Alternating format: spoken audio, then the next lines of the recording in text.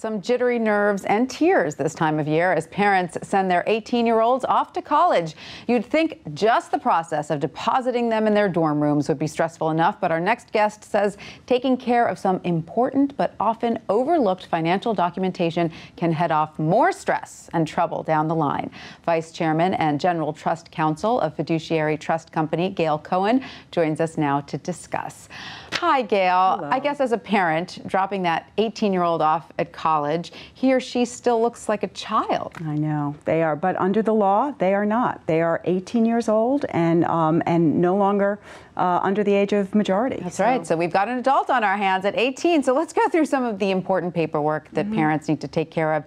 You suggest that parents set up a healthcare proxy, correct? That's correct. And why is that? So a healthcare proxy will give the parent the authority to make healthcare decisions for the child in case the child is not able to do so for him or herself. And without that form, a parent cannot do that for an adult child? That's correct. Wow. Unless it's an absolute emergency, there are exceptions. The other important part of the healthcare proxy is that it will allow the parent to get healthcare information, because as you know, we have the HIPAA rules that prevent the disclosure of healthcare information. Right. But a proxy under that power of attorney will be entitled, under that document will be entitled to get that information. Very interesting and very good to know. Now, you also recommend appointing a power of attorney, correct? That's correct. So there's a financial power of attorney. This will allow a parent to make financial decisions for the child.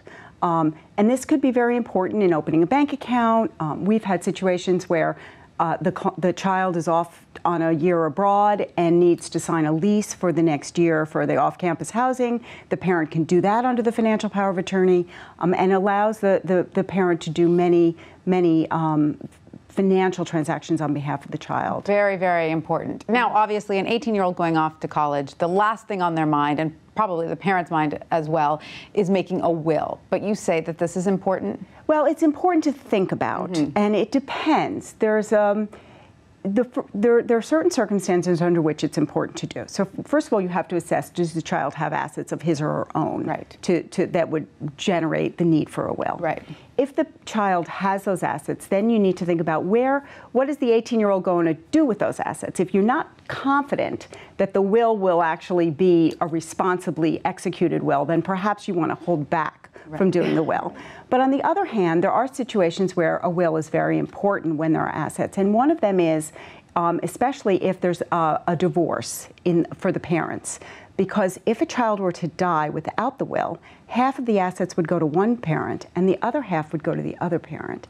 And if those assets were inherited from one side of the family, then you may want to make sure that they get directed back to that side of the family. Goodness, who knew? Who would have even thought about those things? Now, of course, as a parent dropping your child off at college, one of the things that you tend to notice are all the credit card applications, booths that are standing there, and they're a little scary. They can be scary, but you say don't be afraid, sign your child up for a credit card. That's right. And so, you know, many parents will give their children their own credit card to use. The problem with doing that is that very often parents have quite a high credit limit on their cards, and that could be taken advantage of by the child. So you're much better off co-signing for the child, get them a low credit limit credit card, and they can't take advantage of. Exactly, and that gets maxed out at a certain point.